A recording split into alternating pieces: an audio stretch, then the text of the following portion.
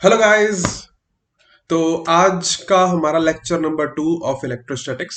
आज के इस लेक्चर में बेसिकली हम लोग कुलम्स लॉ पे बातचीत करने वाले हैं। तो हेडिंग डालते हैं कुलम्स लॉ। Coulombs law. तो एक अंकल थे जिनका नाम था कुलम्स। तो इन्होंने बहुत सारे एक्सपेरिमेंट करे। कुलम अंकल ने बहुत सारे एक्सपेरिमेंट करे। किस चीज के एक्सपेरिमेंट? कि दो चार्जेस के बीच में फोर्सेस कितनी लगेंगी। बहुत सारे एक्सपेरिमेंट करे। कुछ से ऑब्जर्वेशन आया, बहुत सारों से ऑब्जर्वेशन नहीं आया। तो जिन एक्सपेरिमेंट से ऑब्जर्वेशन आया, हम लोग उनके बारे में वन बाय वन डिस्कशन करते हैं। तो पहले इन्होंने क्या करा कि इन्होंने सेम मैग्नीट्यूड के चार्ज ले लिए, क्यू और क्यू। राइट। कुछ मास था इनका, मान लो कि एम और एम। जब इनको रिलीज कर दिया तो ये एक दूसरे से दूर भागे। एक इधर को भागा, एक इधर को भागा। तो इससे इनको समझ में आ गया कि सिमिलर पोलैरिटी के चार्जेस रिपेल करते हैं। क्या ये बात समझ में आई? दूसरे एक्सपेरिमेंट में इन्होंने एक नेगेटिव ले लिया, एक पॉजिटिव ले लिया। वो दोनों एक दूसरे की तरफ भाग रहे थे। कैसे? मान लो कि ये माइनस क्यू है और ये प्लस क्यू है। तो माइनस क्यू वाला राइट में भागा और प्लस क्यू वाला लेफ्ट में भागा। तो इनको ये समझ में आ गया कि चार्जेस की पोलैरिटी अगर अपोजिट है, एक नेगेटिव एक पॉजिटिव, तो वो अट्रैक्ट करेंगे। क्या ये समझ में आई बात? एक और ऑब्जर्वेशन यहां पे आई कि ये जो दोनों पे फोर्सेस लग रही हैं, मान लो कि इसको F1 नाम दे दो, इसको F2 नाम दे दो। F1 और F2 की डायरेक्शन अपोजिट है। चाहे तुम सिमिलर पोलैरिटी के चार्जेस ले लो, चाहे अपोजिट पोलैरिटी के चार्जेस ले लो। अगर एक फोर्स लेफ्ट में है तो दूसरी फोर्स राइट में है। क्या ये बात समझ में आई? तो हम लोग कह सकते हैं ऑब्जर्वेशन क्या है, F1 और F2 are in opposite direction. Opposite direction. ठीक है, ये ऑब्जर्वेशन आ गई। फिर दूसरा सेट ऑफ एक्सपेरिमेंट ले आते हैं। दूसरे एक्सपेरिमेंट में क्या करा? एक चार्ज मान लो कि है Q1, एक चार्ज है Q2। मासेस चाहे सेम मान लो, M और M। कुछ दूरी पर रख रखे हैं, ये R दूरी पर रख रखे हैं। एक चार्ज को कर लो फिक्स। तो इन्होंने देखा कि दूसरा चार्ज भागा, F2 फोर्स लगी। उन्होंने फिर यहां से इसका एक्सेलेरेशन फाइंड आउट कर लिया। F2 फोर्स के बाद उसका कुछ मोशन हुआ होगा, उन्होंने मोशन से एक्सेलेरेशन फाइंड आउट कर लिया। एक्सेलेरेशन से फिर उन्होंने फोर्स फाइंड आउट कर ली। मास अपने को पता है तो उन्होंने कह दिया कि भाई इनके ऊपर फोर्स इतनी लग रही है। F2 calculated. क्या ये बात समझ में आई? सेम मास के दो चार्जेस लिए, एक Q1 एक Q2। एक को करा फिक्स, दूसरा भागा, उसका एक्सेलेरेशन पता किया, वहां से उसके ऊपर लगने वाली फोर्स पता कर ली। ठीक है। और फिर अगले एक्सपेरिमेंट में Q1 को फ्री करके Q2 को फिक्स कर लिया। Same setup. तो Q1 लेफ्ट में भागा, मास इसका भी M ले लो, इसका भी M ले लो। राइट। तो जो लेफ्ट में Q1 भागा, फिर इसका एक्सेलेरेशन पता कर लिया कि Q1 का एक्सेलेरेशन कितना है। वहां से Q1 पे लगने वाली फोर्स F1 पता कर ली। क्या है बात समझ में आई? हाँ ना बोलो। तो इन फोर्सेस से इनको समझ में आ गया, क्या समझ में आया? कि फोर्सेस का जो मैग्नीट्यूड आया वो बराबर आया। F1 and F2 are equal in magnitude. पहले एक्सपेरिमेंट से यह समझ में आया था कि दोनों अपोजिट है। दूसरे एक्सपेरिमेंट से यह समझ में आया कि दोनों का मैग्नीट्यूड सेम है। अगर मैं वेक्टर फॉर्म में लिखना चाहूं तो मैं कह सकता हूं कि F1 vector is equal to minus of F2 vector. Magnitude same है, डायरेक्शन अपोजिट है, इसलिए नेगेटिव आ गया। अब तुम खुद सोचो कि forces opposite in direction, same in magnitude, तो तुमने कुछ कुछ ऐसा न्यूटन्स थर्ड लॉ में पढ़ा था क्या? हाँ ना बोलो। इसलिए Coulomb's law follows Newton's third law. या फिर कह सकते हैं कि electrostatic force follows Newton's third law. एक ही बात है। हाँ ना बोलो।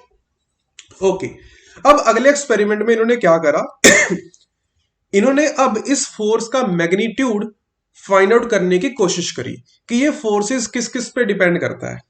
क्या ये चार्जेस पे डिपेंड करेगी, क्या ये इनके बीच में जो दूरी है उस पे डिपेंड करेगी। तो फिर इन्होंने क्या करा, Q1 Q2 की जो वैल्यूज है उनको चेंज करना शुरू कर दिया कि Q2 डबल करने से फोर्स कितनी हो गई, ऑब्जर्वेशन ली। अगर मैं डिस्टेंस बढ़ा दूं तो फोर्स कितनी बढ़ी या कम हुई, ऑब्जर्वेशन ली। तो फाइनली इनको समझ में आया कि जो इनके बीच में लगने वाली फोर्स है वो Q1 और Q2 के प्रोडक्ट के डायरेक्टली प्रोपोर्शनल है और डिस्टेंस के स्क्वायर के इनवर्सली प्रोपोर्शनल है। F, the electrostatic force acting between the two charges, is directly proportional to the product of two charges and inversely proportional to the square of distance between them. और proportionality constant क्या लगाया गया, K। क्या होता है K, अभी बताता हूं। ये है हमारी electrostatic force K Q1 Q2 by r square. K की वैल्यू है 9 इंटू 10⁻⁹ ऐसा यूनिट्स। K को हम लोग 1/4 पाई एप्सिलॉन नॉट भी लिख सकते हैं। यहां पे एप्सिलॉन नॉट को बोला जाता है परमिटिविटी ऑफ वैक्यूम या फ्री स्पेस। परमिटिविटी का क्या मतलब है? परमिट का मतलब होता है आज्ञा देना, है ना, कि परमिशन है। तो किसी भी मीडियम की परमिटिविटी का मतलब यह है कि वो कितनी आसानी से इलेक्ट्रिक फील्ड को अपने अंदर से पास करवा सकती है। इलेक्ट्रिक फील्ड हम लोग पढ़ेंगे, अभी आने वाले लेक्चर्स में पढ़ेंगे कि कोई मीडियम कितनी आसानी से इलेक्ट्रिक फील्ड को अपने अंदर से पास करवा सकता है, वो उस मीडियम की परमिटिविटी डिफाइन होती है। समझ में आई इतनी बात? उसको एप्सिलॉन नॉट ई, ये एप्सिलॉन है, ठीक है, एप्सिलॉन नॉट बोला गया परमिटिविटी ऑफ वैक्यूम। तो K की वैल्यू जो कि 1/4 पे एप्सिलॉन नॉट लिखेगी, इसकी टोटल वैल्यू 9 × 10⁻⁹ है। यहां से एप्सिलॉन नॉट की भी वैल्यू आ जाएगी, जो अगर कैलकुलेट करोगे तो 8.85 इंटू 10⁻⁻12 ऐसा यूनिट्स आएगी, राइट। K की डायरेक्ट पुट वैल्यू कर दो 9 इंटू 10⁻⁹। इतना समझ में आया? अब अगली बात, ये दो चार्जेस पानी में पड़े हैं, हवा में पड़े हैं या किसी और मीडियम में पड़े हैं, उससे क्या K की वैल्यू चेंज होगी? हाँ, चेंज होगी, क्योंकि epsilon not is the permittivity of vacuum. अगर दोनों चार्जेस को किसी और मीडियम में डाल दोगे तो एप्सिलॉन नॉट के साथ कुछ और भी आ जाएगा, चेंज होगा मीडियम के आने से। हाँ ना बोलो सन्नाटोस, राइट। सो हम लोग कह देंगे कि K depends on medium, hence electrostatic force depends on medium, कि मीडियम के चेंज होने से दो चार्जेस के बीच में लगने वाली फोर्स चेंज हो जाएगी। K Q1 Q2 by r square vacuum में लगने वाली दो चार्जेस के बीच की फोर्स को डिनोट किया गया। ये समझ में आ गई बात? यहां तक छाप लिया? बहुत अच्छे। अब और अच्छी बात करते हैं, एक नेक्स्ट पॉइंट इसी के बारे में, इलेक्ट्रोस्टैटिक फोर्स के बारे में। नेक्स्ट पॉइंट ये कहता है कि दो चार्जेस के बीच में लगने वाली जो फोर्सेस हैं वो along the line joining two charges लगेगी। ऐसा नहीं है कि इसके ऊपर फोर्स इस डायरेक्शन में लग जाएगी, ऐसा नहीं होगा। अरे क्या ये बात समझ में आई? हाँ ना बोलो। ऐसा नहीं होगा, इनके बीच में लगने वाली forces along the line joining two charges लगेगी, कि इसके ऊपर फोर्स इधर लग गई, इसके ऊपर फोर्स इधर लग गई। Forces act along the line joining two charges।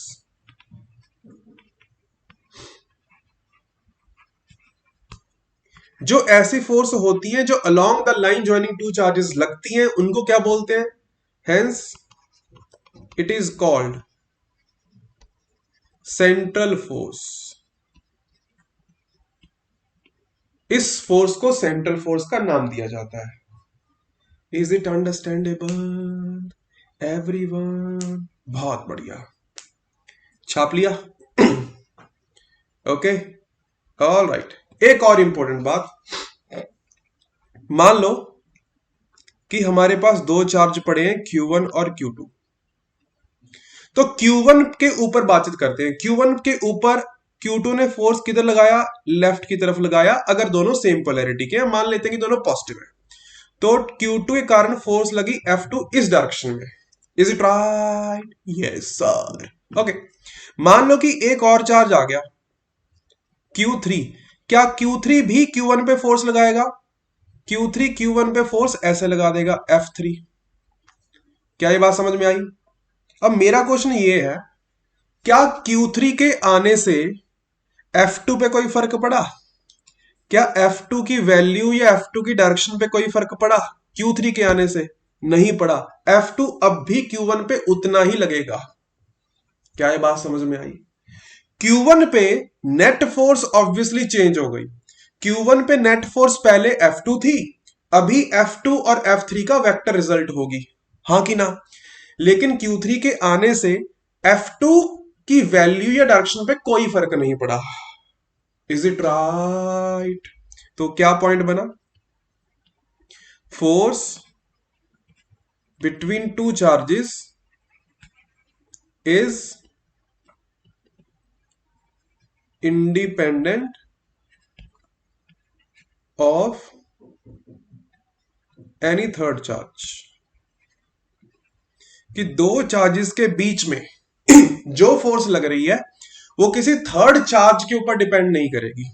अगर Q1 Q2 के बीच में फोर्स लग रही है जिसकी वैल्यू F2 है, तो F2 की वैल्यू Q3 के आने या ना आने से चेंज नहीं होगी। ये बात समझ में आ गई? पक्का? चलो फिर हम लोग करते हैं एक क्वेश्चन। ये कूलम्ब्स लॉ है, right? Vector form of Coulomb's law हम लोग थोड़ा रुक के पढ़ेंगे। अभी हमने सिर्फ मैग्नीट्यूड सीखा है दो चार्जेस के बीच में। ये भी समझ में आता है कि अगर दो चार्जेस सेम पोलैरिटी के हैं तो फोर्सेस आउटवर्ड लगेंगी, रिपेल करेंगे। अगर दो चार्जेस अपोजिट नेचर के हैं तो अट्रैक्ट करेंगे। फोर्सेस का magnitude K Q1 Q2 bye R² vacuum में। चलो क्वेश्चन करते हैं। तो पहला क्वेश्चन है, two charges are at 1 meter, find minimum force between them. दो चार्ज है, 1 मीटर की दूरी पे पड़े हैं और दोनों के बीच में मिनिमम फोर्स बताना है अपने को। मिनिमम फोर्स, पॉज करो, सॉल्व करो। चलो देखो, दो चार्जेस हैं, 1 मीटर की दूरी पे पड़े हैं। मिनिमम फोर्स होने के लिए क्या चार्ज भी मिनिमम होना चाहिए? और हमने फर्स्ट लेक्चर में पढ़ा था मिनिमम चार्ज किसी भी पार्टिकल पे कितना हो सकता है? E। तो ये भी E होगा। मिनिमम चार्ज की चर्चा हो रही है, जो कि चार्ज ऑन द इलेक्ट्रॉन, वो मिनिमम है। तो फोर्स कितनी आई? F is equal to K into Q1 into Q2 divide by 1²। तो ये आ गई Ke²। K की वैल्यू 9 इंटू 10⁻⁹, E की वैल्यू 1.6 इंटू 10⁻⁻19 है ना। वो पुट कर लेना, फोर्स की वैल्यू आ जाएगी। अरे समझ में आया? पक्का? बहुत अच्छे। चलो नेक्स्ट क्वेश्चन। लाइनें बन जाएंगी क्या यहां पर? छोड़ो। मान लो कि हमारे पास एक इक्विलेटरल ट्रायंगल है, ठीक है? क्या है? एक इक्विलेटरल ट्रायंगल। इसके किनारों पे चार्जेस पड़े हैं Q, Q और Q। साइड को ले लो A। तुम्हें किसी भी एक चार्ज पे नेट फोर्स बतानी है, किसी भी एक चार्ज पे ना, चाहे इस पे बता दो, इस पे लगने वाली नेट फोर्स बताओ कितनी है। पॉज करो, शुरू हो जाओ। देखो, इस पे जो लेफ्ट वाला चार्ज है वो फोर्स लगा रहा होगा ऐसे, ऊपर वाला चार्ज फोर्स लगा रहा होगा ऐसे। अच्छा, दोनों F का मैग्नीट्यूड सेम आएगा क्योंकि दोनों चार्जेस के बीच की दूरी सेम है। तो F की वैल्यू आएगी क्या? F की वैल्यू होगी KQ² डिवाइड बाय A²। हाँ ना, बोलो। अच्छा, ये दो फोर्सेस हैं जो एक चार्ज पे लग रही है और दोनों के बीच का जो एंगल है वो है 60 डिग्री। इक्विलेटरल एंगल समझ में आ गया होगा, 60 डिग्री है, राइट? तो अब दो फोर्सेस जिनके बीच का एंगल है 60 डिग्री, नेट फोर्स बतानी है, वेक्टर्स का यूज कर लो। Under root of A square plus B square plus 2ab cos 60 degree. cos 60 degree की वैल्यू कितनी होती है? हाफ। इसको सॉल्व करोगे ये 3√f आ जाएगी, सॉरी f√3 आ जाएगी, 3√f f√3 आ जाएगी ये। समझ में आया? ये आ जाएगा f√3। तो अपना आंसर क्या हुआ नेट फोर्स का? के Q square bye a square into √3। Is it understandable? बहुत बढ़िया, छाप दो। छाप दिया? पक्का? चलो फिर नेक्स्ट पे आ जाओ। Next question. तो मान लो कि हमारे पास एक स्क्वायर है, ठीक है। स्क्वायर के कॉर्नर्स पर पड़े हैं चार्ज क्यू क्यू क्यू और क्यू। स्क्वायर की साइड है A. Find the net force acting on any charge. एक चार्ज के ऊपर नेट फोर्स बताओ कितनी है। पॉज करो, शुरू हो जाओ, देखना है ना। इसकी वजह से फोर्स लगी मान लो इधर की तरफ एफ, इसकी वजह से लगी राइट की तरफ एफ। दोनों का मैग्नीट्यूड सेम होगा क्योंकि दूरी सेम है। लेकिन जो ये वाला चार्ज है टॉप लेफ्ट कॉर्नर वाला, ये वाले Q से √2a पर है ना। ये जो दूरी है, अब ये दूरी a नहीं है, ये ज्यादा है, तो इसके कारण लगने वाली फोर्स को मैं F डैश नाम दे देता हूं। ध्यान से देखना, F की वैल्यू आएगी के Q square bye a square, right. और F डैश की वैल्यू आएगी के क्यू स्क्वायर बाय √2a का स्क्वायर, यानी कि के Q square bye 2a square आएगी। क्या ये समझ में आया? बोलो भाई। बहुत अच्छे। अब हमें इस चार्ज पे लगने वाली नेट फोर्स बतानी है, तो नेट फोर्स इधर की डायरेक्शन में आएगी और ये नेट फोर्स होगी एक तो F डैश और एक F का कंपोनेंट वो आएगा F cos 45। क्यों? क्योंकि ये वाला एंगल 45 है। सिमिलरली इसका भी एक कंपोनेंट आएगा F cos 45। तो ये हो गई F dash plus 2F cos 45। cos 45 1/√2, तो ये आएगी F dash plus √2F। Direction तुम्हें बता दी कि ऐसे डायगोनल की तरफ में आएगी। अब वैल्यूज पुट कर दो, के Q square divide by 2a square plus √2 के Q square bye a square. तो जो भी बन गया ना ऐड होके कितना बनाइए, के Q square bye a square 1 plus 2√2 divide by 2। शायद ये बना ना, हाँ यही लग रहा है। तो ये आ गई नेट फोर्स किसी भी एक चार्ज पे। अरे समझ में आया? पक्का? बहुत बढ़िया। ऐसे ही अगर मैं तुम्हें एक हेक्सागन देके पूछ लूं कि नेट फोर्स बताओ, या कोई भी और शेप देके पूछ लूं कि नेट फोर्स बताओ, क्या तुम किसी भी चार्ज पे लगने वाली नेट फोर्स बता सकते हो? यस और नो? बहुत अच्छे। चलो मस्त, एक छोटा सा क्वेश्चन और कर लेते हैं। ओके, मान लो कि हमारे पास एक रेगुलर हेक्सागन है। क्या है? Regular hexagon. रेगुलर हेक्सागन का मतलब क्या होता है कि उसकी सारी साइड्स बराबर है, ठीक है। ये है Q, ये है Q, ये है Q, ये है Q, ये है Q और ये है Q। तो हमें इस कैपिटल Q पे नेट फोर्स बतानी है। Find F net on capital Q। Capital Q पे लगने वाली नेट फोर्स पता करो कि कितनी होनी चाहिए। साइड को A ले लो, चाहे साइड इज A। शुरू करें। देखो ये वाला चार्ज कैपिटल Q पे ऐसे फोर्स लगाएगा, ये वाला चार्ज लेफ्ट में लगाएगा। क्या दोनों ने एक दूसरे की फोर्स को मार दिया? सिमिलरली ये दोनों की फोर्सेस भी एक दूसरे को मार देंगी और ये दोनों की फोर्सेस भी एक दूसरे को मार देंगी। तो कैपिटल क्यू पे लगने वाली नेट फोर्स कितनी होगी? कैपिटल क्यू पे लगने वाली नेट फोर्स 0 होगी। क्या ये बात समझ में आई? हाँ ना बोलो सन्नाटोस। बहुत बढ़िया, शानदार। एक और क्वेश्चन करवाता हूं, अच्छा क्वेश्चन है ना, प्रीवियस ईयर जेई का क्वेश्चन करवाता हूं एक। क्या दिया हमें? हमें दिया एक स्क्वायर, ये रहा स्क्वायर, ठीक है, और ये है कैपिटल क्यू, ये है स्मॉल क्यू, ये भी स्मॉल क्यू, और ये भी कैपिटल क्यू। साइड ले लो ए। ये डायग्राम बना लेना। दो चार्जेस कैपिटल क्यू हैं और दो चार्जेस स्मॉल क्यू हैं। अब ध्यान से देखना क्वेश्चन क्या कह रहा है।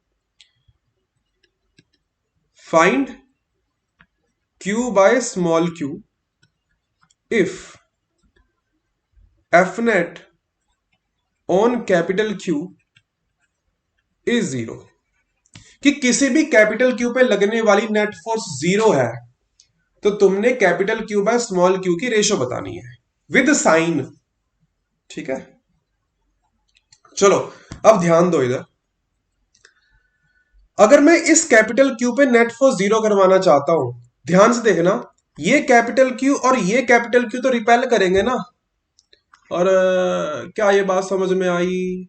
तो इस कैपिटल क्यू पे लगने वाली फोर्स दूसरे कैपिटल क्यू के कारण तो डायरेक्शन सही बनानी है, बस रुकना है ना। इस कैपिटल क्यू पे दूसरे कैपिटल क्यू के कारण फोर्स लगेगी इधर, इसको मैं नाम दे देता हूं एफ। अब इसका मतलब इसके और इसके कारण फोर्स इधर की तरफ लगनी चाहिए नेट, हाँ कि ना? तभी तो कैपिटल क्यू पे नेट फोर्स 0 आएगी। Is it understandable? लेकिन ये जो स्मॉल क्यू और स्मॉल क्यू है, ये फोर्स इधर थोड़ी ना लगा सकते हैं, ये तो फोर्स इधर की तरफ लगा सकते हैं। एक स्मॉल क्यू इधर लगा सकता है एफ डैश, एक स्मॉल क्यू इधर लगा सकता है एफ डैश। एफ डैश और एफ डैश का कंपोनेंट, एफ डैश और एफ डैश का नेट रिजल्ट जो इधर की तरफ आए वो कैपिटल एफ को बैलेंस करके नेट 0 कर सकता है, हाँ ना बोलो? मतलब जो हमारा डायग्राम बना वो कुछ ऐसा बना कि हमारे पास एक एफ है,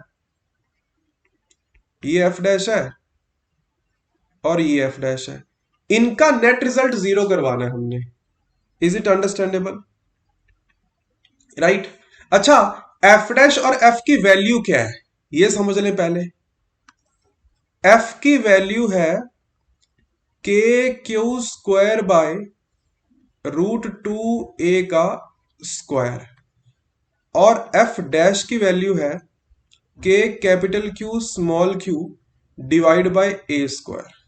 सही लिखा क्या मैंने?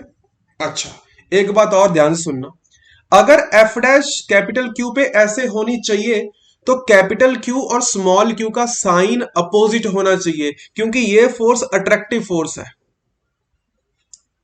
क्या है, समझ में आया? कि कैपिटल क्यू और स्मॉल क्यू का साइन अपोजिट होना चाहिए, एक पॉजिटिव एक नेगेटिव होना चाहिए, तभी तो कैपिटल क्यू और स्मॉल क्यू अट्रैक्ट करेंगे, तभी तो कैपिटल क्यू पे फोर्स लेफ्ट में लगेगा या नीचे को लगेगा। क्या ये समझ में आया? तो साइन अपोजिट होने चाहिए, ये बात क्लैरिटी हो चुकी है। अब मैग्नीट्यूड की रेशो के बारे में चर्चा कर लेते हैं। एफ डैश का इधर का कंपोनेंट आएगा एफ डैश कॉस 45, सिमिलरली दूसरे का कंपोनेंट आएगा एफ डैश कॉस 45, तो इन दोनों के इधर कंपोनेंट आ गए F dash cos 45 into 2, F dash cos 45 plus F dash cos 45। अब ये मिलके एफ को बैलेंस करे, हाँ कि ना? मतलब F dash cos 45 into 2 should be equal to F, ये होना चाहिए। Is it understandable? अब बस एफ डैश और एफ की वैल्यू पुट करनी है। एफ डैश की वैल्यू है K Q Q by a square, K Q Q by a square, cos 45 की वैल्यू है 1/√2 into 2 is equal to F. F की वैल्यू है K Q square by root two ए का square, यानी कि के Q square by two A square. अब काटा पीटी, के और क्यू उड़ गए, के और ए क्यू उड़ गए, ए स्क्वायर और ए स्क्वायर उड़ गया, तो इधर बचा root two Q is equal to capital Q by two. हाँ कि ना? हमें बताना है capital Q by small Q, तो capital Q by small Q की वैल्यू आ गई two root to.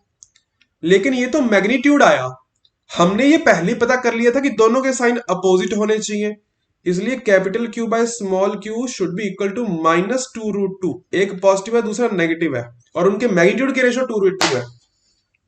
This should be the right answer. अरे चमक गया, हाँ ना बोलो, बहुत बढ़िया, शानदार। चलो, तो ये थी हमारी कुलम्स लॉ की चर्चा। नेक्स्ट क्लास में हम लोग इक्विलिब्रियम प्रॉब्लम्स के बारे में चर्चा करेंगे कि हम लोग तीन चार्जेस को कैसे प्लेस करें कि तीनों के ऊपर नेट फोर्स जीरो हो जाए, या दो चार्जेस के बीच में तीसरा चार्ज कहां पे रखें कि उसके ऊपर लगने वाली नेट फोर्स जीरो हो जाए। ये सब इक्विलिब्रियम प्रॉब्लम्स के बारे में चर्चा होगी नेक्स्ट लेक्चर में। रिवाइज जरूर करना, खुद से सॉल्व जरूर करना इन क्वेश्चंस को, ठीक है? See you in the next lecture. Tata.